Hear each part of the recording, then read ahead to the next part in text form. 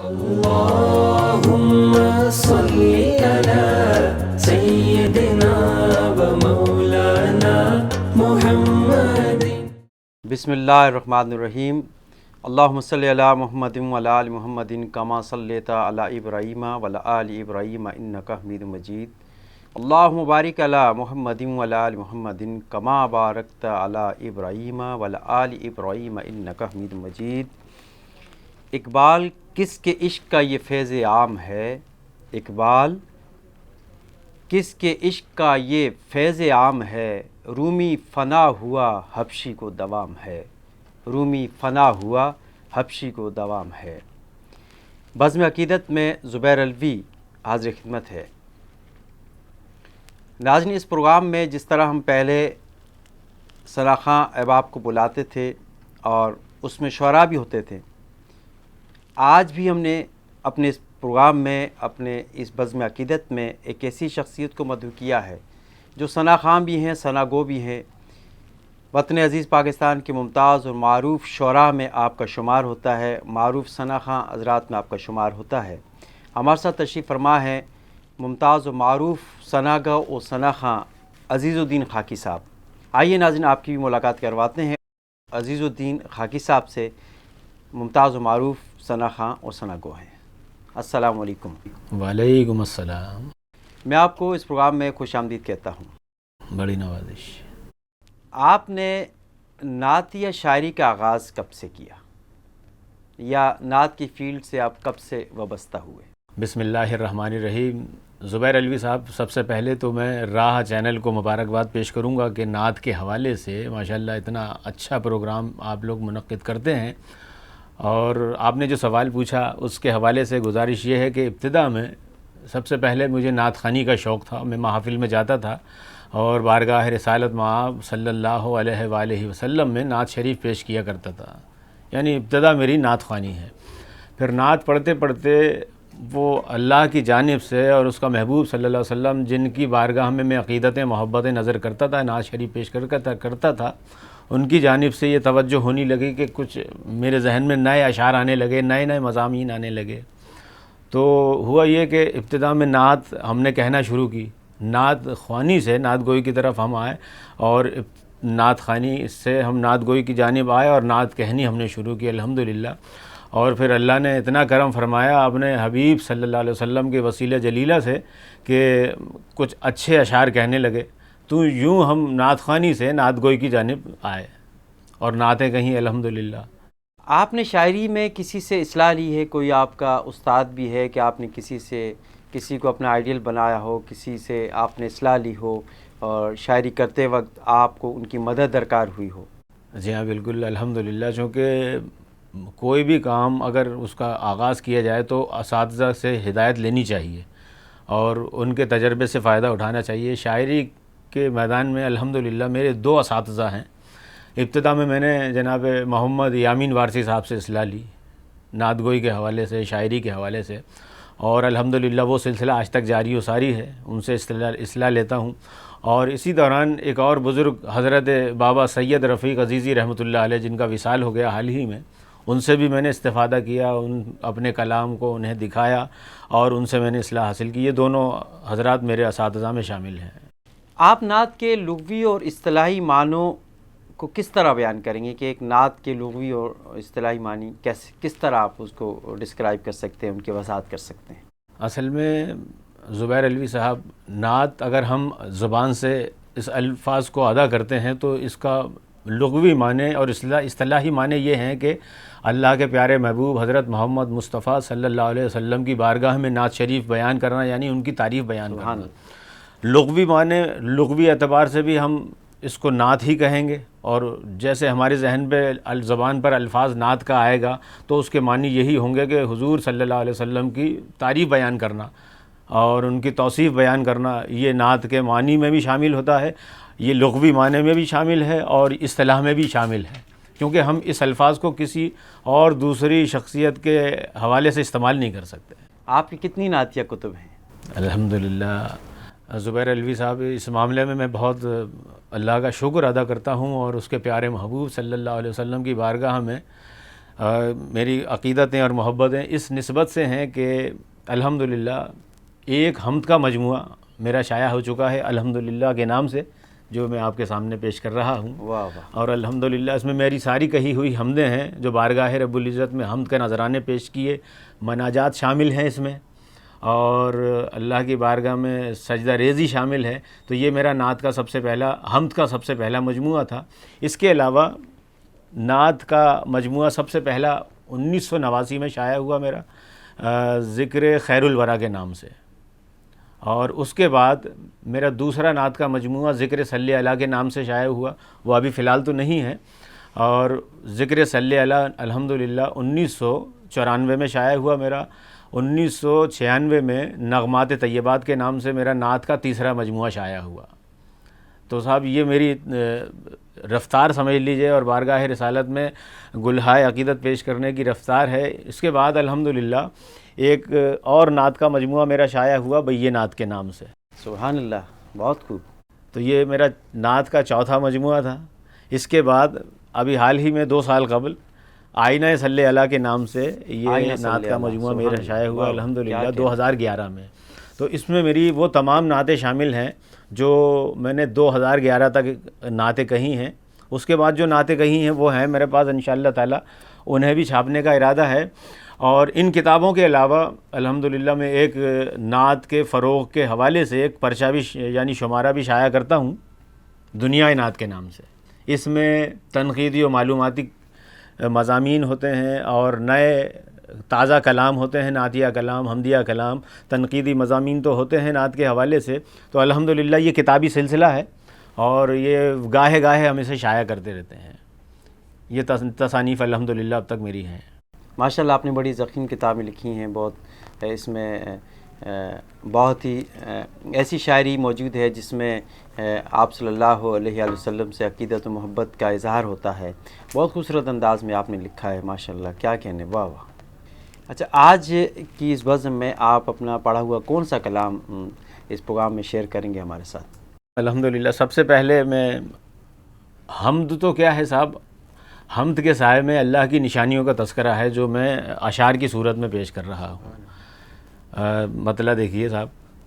اور یہ الحمدللہ یہ محافل میں بھی پیش کرتا ہوں میں، بہت اچھا مجھے رسپانس بھی ملتا ہے، پیش کر رہا ہوں۔ اللہ تعالیٰ سب کو حرمین شریفین میں طلب فرمائیں، اور جا چکے ہیں وہ بار بار حاضری دیں، کہ ہمیشہ نگاہوں میں میری بسے ہیں، ہمیشہ نگاہوں میں میری بسے ہیں، حرم کی زمین اور حرم کے نظارے، حرم کی زمین اور حرم کے نظارے، خدا نے سجایا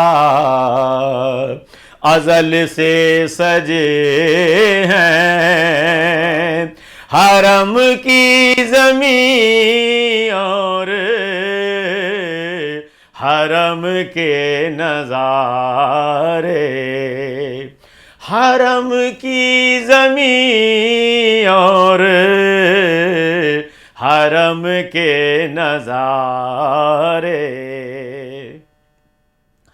کبھی طوف کعبہ کا اعزاز پانا، صفا اور مروہ پہ بھی آنا جانا، صفا اور مروہ پہ بھی آنا جانا، میرے قلب و جان میں اتر سے گئے ہیں، حرم کی زمین اور حرم کے نظارے، حرم کی زمین اور حرم کے نظارے، اور نظر میں ہے باب سلام اللہ اللہ، نظر میں ہے باب سلام اللہ اللہ، سجود و قعود و قیام اللہ اللہ، سجود و قعود و قیام اللہ اللہ، اجالے دلوں میں کیے جا رہے ہیں، حرم کی زمین اور حرم کے نظارے، حرم کی زمین اور حرم کے نظارے۔ اور نشانیاں دیکھیے اللہ کی کہ ادھر سنگ اسود ادھر ملتزم ہے، یہ ہے آب زمزم وہ میزاب رحمت، تو صدا آئی دل سے کہ تیرے لیے ہے، وہ حرم کی زمین اور حرم کے نظارے، حرم کی زمین اور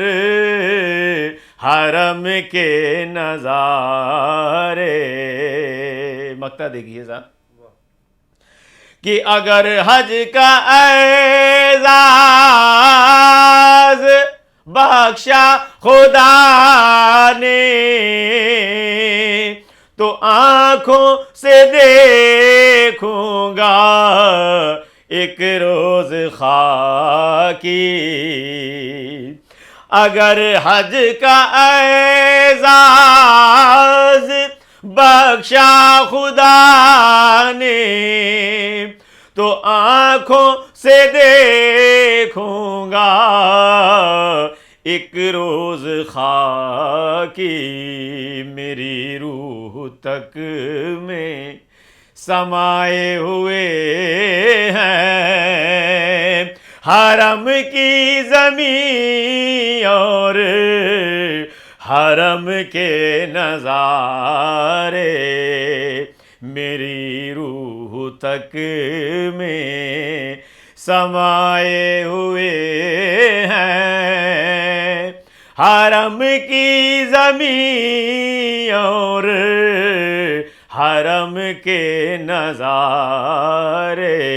خدا نے سجایا ازل سے سجے ہیں حرم کی زمین اور حرم کے نظارے۔ ماشاءاللہ، بہت خوب۔ اکثر لوگ کہتے ہیں کہ جب ہم شاعری لکھتے ہیں یا کوئی کلام لکھتے ہیں تو ہمارے اوپر الہامی کیفیت ہوتی ہے، تو آپ کیا کہتے ہیں کہ آپ کے ساتھ بھی یہی معاملات ہوتے ہیں؟ یہ کیفیت ہوتی ہے الحمدللہ، اور جب ہم اس کو اپنی زبان میں ہم کہتے ہیں عطا اللہ کی، اور وہ اللہ کی جب عطا ہوتی ہے تو اشعار خود بخود ذہن سے نکلنا شروع ہو جاتے ہیں۔ آپ نے دیکھا ہوگا، سنا بھی ہوگا کہ حضرت علامہ محمد اقبال کے بارے میں سنا ہے کہ وہ الہامی شاعری کیا کرتے تھے، تو وہ اللہ کی طرف سے عطا ہوتی ہے، کہ کیونکہ ہمارے ذہن میں جو بات آتی ہے وہ بات بھی اللہ ہی ذہن میں ڈالتا ہے۔ آپ نے جو سوال مجھ سے کیا یہ بھی آپ کے ذہن میں اللہ نے ڈالا، تو جب ہم شاعری کر رہے ہیں تو یہ بھی اللہ کی طرف سے ہے، اور جس کی بارگاہ میں ہم نعت پیش کر رہے ہیں تو سرکار دو عالم صلی اللہ علیہ وسلم کی طرف سے بالکل مدد ہوتی ہے، اور وہاں سے الہامی کیفیت ہوتی ہے۔ ہم اس کو عطا کہتے ہیں، اللہ اور اس کے رسول کی عطا ہے کہ ان کی جانب سے ہمیں عطا کی گئی تو ہم نے شعر کہے، ہمیں تو عطا کی گئی تو ہم اشعار لکھتے چلے گئے کاغذ پر۔ جب آپ نعت لکھتے ہیں تو اس کا معیار کیا ہوتا ہے؟ یعنی کہ آپ جب نعت لکھنے بیٹھتے ہیں تو آپ کے ذہن میں لکھتے وقت کوئی معیار ہوتا ہے کہ میرا جو کلام ہے میں اس کو اس معیار پر لکھوں گا، اس میں قرآن و حدیث کو میں اپنا مطمع نظر بناؤں گا یا قرآن و حدیث کو سامنے رکھتے ہوئے کلام لکھوں گا؟ آپ کے ذہن میں اس وقت کیا ہوتا ہے؟ بالکل یہ ہونا چاہیے الحمدللہ، اور ایسا ہوتا بھی ہے کہ جب ہم یہ سوچنا چاہیے کہ جب ہم کائنات کے سب سے مقرب اللہ کے رسول حضرت محمد مصطفیٰ صلی اللہ علیہ وسلم، جن پر اللہ تعالیٰ نے اپنے نبوت تمام کی، تمام اپنی رحمتیں تمام کر دی، جب ان کی بارگاہ میں ہم نعت لکھنے بیٹھتے ہیں تو میں اپنی جانب سے جو میری کوشش ہوتی ہے وہ یہ ہوتی ہے زبیر صاحب کے اچھے اور چنے ہوئے الفاظ ہونے چاہیے، چونکہ وہ اللہ کے چنے ہوئے رسول ہیں، اور خیالات اور مضامین بھی اتنے اچھے ہونے چاہیے کہ جو بھی سنے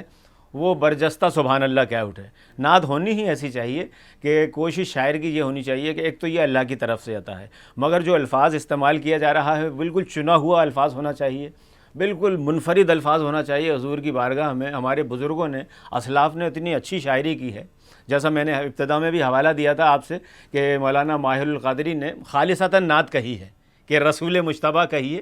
محمد مصطفیٰ کہیے،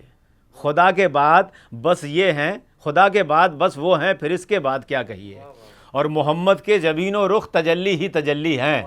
محمد کے جبین و رخ تجلی ہی تجلی ہیں، کسے شمس الضحیٰ کہیے، کسے بدر الدجا کہیے۔ تو یہ معاملات ہیں، چنے ہوئے الفاظ ہونے چاہیے، اچھے مضامین ہونے چاہیے، کوشش یہ ہو کہ جو الفاظ حضور کی بارگاہ میں پیش کیے جا رہے ہیں اچھے سے اچھے الفاظ ہوں۔ نعت خواں تو صرف نعت پڑھتے ہیں، اور اگر اچھا کلام پڑھتے ہیں کسی شاعر کا لکھا ہوا تو اس کو ڈیفینیٹ ثواب ہوتا ہے، اور شاعر کو بھی ثواب ہوتا ہے اور پڑھنے والے کو بھی ثواب ہوتا ہے۔ اور اس کے برعکس اگر کوئی غیر معیاری کلام ہوگا جو معیار پر پورا نہیں اترتا ہوگا، قرآن و حدیث سے مماثلت نہیں کرتا ہوگا، تو ایسا کلام جب کسی محفل میں پڑھا جائے گا، پڑھنے والا پڑھے گا، لکھنے والا لکھے گا، تو اس کے بارے میں کیا کہتے ہیں کہ اس کا پھر اجر و ثواب یا اس کے ساتھ کیا معاملہ ہوگا؟ اس کا اجر و ثواب بھی شاعر پر بھی ہوگا اور پڑھنے والے پر بھی ہوگا، کیونکہ پڑھنے والے نعت خواں نے اس کلام کو انتخاب کیوں نہیں کیا، اس نے ایسا کلام کیوں انتخاب کیا جو ہمارے بزرگوں نے، ہمارے اسلاف نے ایسی اچھی شاعری کی ہے اور ان کا بہت اچھا مرصع و مرقع کلام ہے۔ تو اس پڑھنے والے کی بھی غلطی یہ ہے کہ اس نے کلام کی روگردانی کیوں نہیں کی، کلام دیکھا کیوں نہیں۔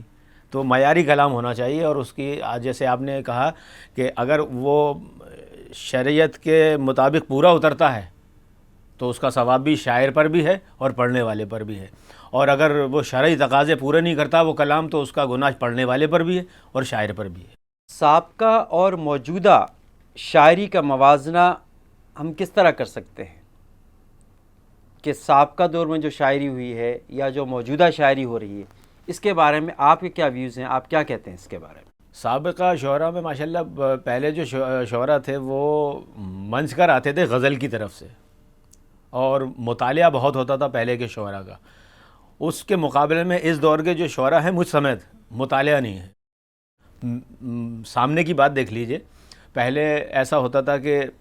لوگوں کو سونے سے پہلے کتاب کا مطالعہ، یعنی کتاب پڑھے بغیر نیند نہیں آتی تھی۔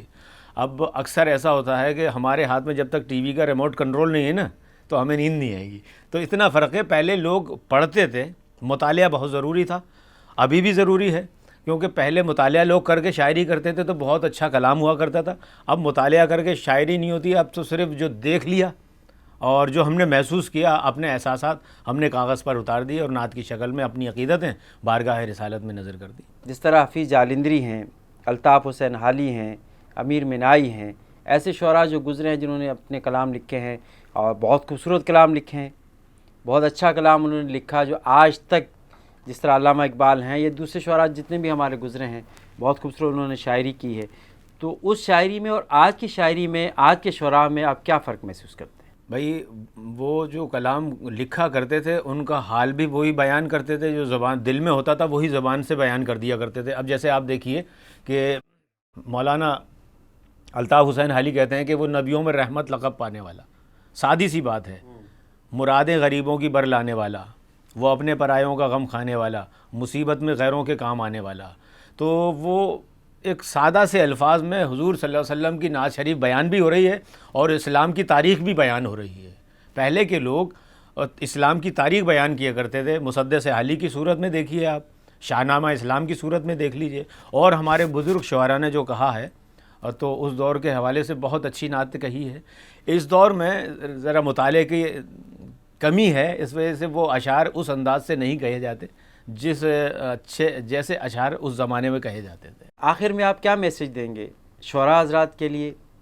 نعت خواں حضرات کے لیے اور عام عوام کے لیے جو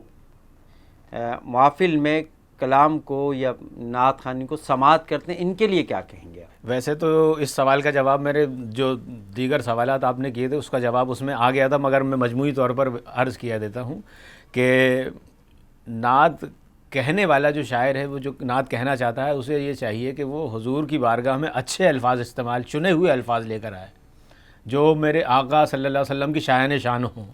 اور پھر مضامین بھی ایسا ہو کہ اچھے مضامین اس میں نعت کی شاعری میں آنے چاہیے، تاکہ جب ہم شعر سنیں، اگر وہ شعر پڑھے جائیں تو سننے میں بھی اچھے لگیں، بھلے لگیں، اور روح تازہ ہو، چونکہ یہ جو اشعار کا معاملہ ہے، نعت خوانی کا معاملہ ہے، حمد خوانی کا معاملہ ہے، یہ روح کی غذا ہے،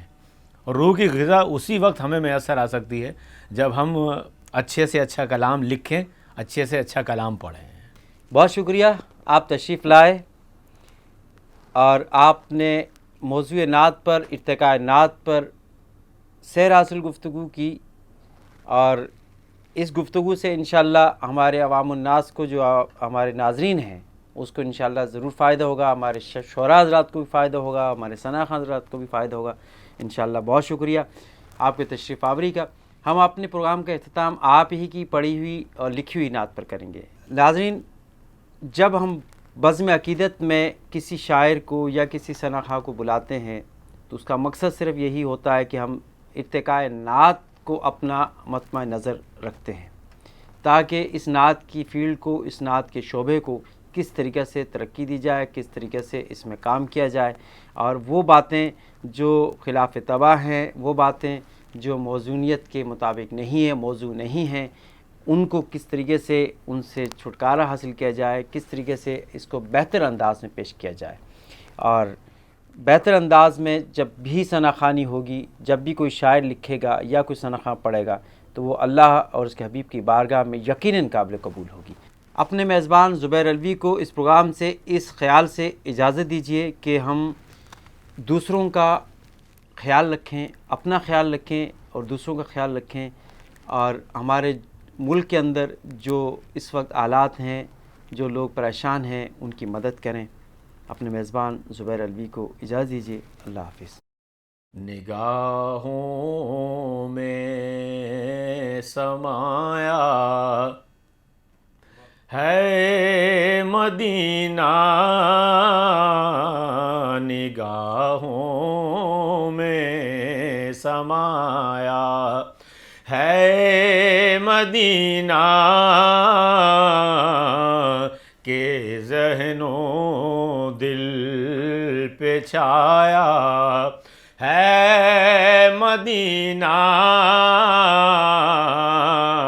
کہ ذہن و دل پہ چھایا، زمین پر ہے یہ ایک جنت کا ٹکڑا، زمین پر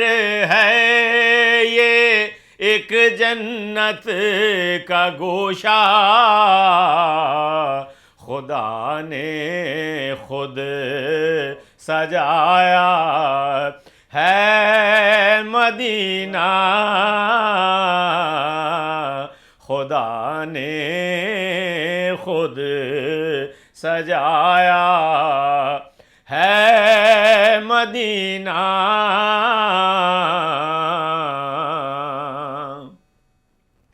رواں آنکھوں سے آنسو ہو گئے ہیں، رواں آنکھوں سے آنسو ہو گئے ہیں، ہمیں جب یاد آیا ہے مدینہ، ہمیں جب یاد آیا ہے مدینہ، نگاہوں میں سمایا، اور تصور جب کیا طیبہ نگر کا، تصور جب کیا طیبہ نگر کا، بہت نزدیک پایا ہے مدینہ، بہت نزدیک پایا ہے مدینہ، نگاہوں میں سمایا۔ اور مقطع دیکھیے صاحب کہ کوئی زائر یہ آ کر مجھ سے کہہ دے، کوئی زائر یہ آ کر مجھ سے کہہ دے، چلو خاکی بلایا ہے مدینہ، چلو خاکی بلایا ہے مدینہ، نگاہوں میں سمایا ہے مدینہ، کہ ذہن و دل پہ چھایا ہے مدینہ،